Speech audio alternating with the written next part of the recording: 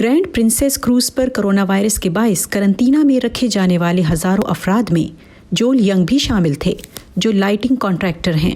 Cruise شپ پر quarantine کا وقفہ انہوں نے اپنے چھوٹے سے کیبن میں ویڈیو گیمز کھیلتے ہوئے گزارا۔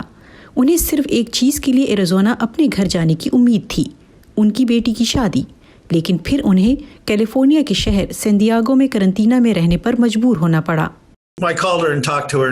جب میں نے اپنی بیٹی کو فون کیا اور اسے بتایا کہ مجھے پورا یقین ہے کہ اب میں شادی میں شرکت نہیں کر سکوں گا، وہ بے تحاشا روئی۔ دوستوں اور ساتھیوں نے مل کر جول ینگ کے لیے ایک راستہ ڈھونڈا کہ وہ اس شادی میں شرکت کر سکیں۔ روبوٹ ٹیلی پریزنس کا استعمال، جسے صارف دور سے کنٹرول کر سکتا ہے۔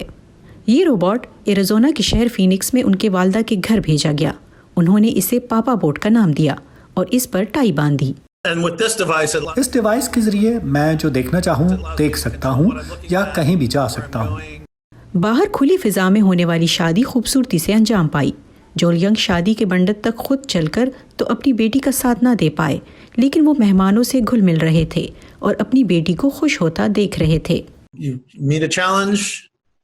جب آپ کو ایک چیلنج کا سامنا کرنا پڑتا ہے تو آپ بہترین حل تلاش کر سکتے ہیں، اور آپ حقیقت کو قبول کریں اور آگے بڑھیں۔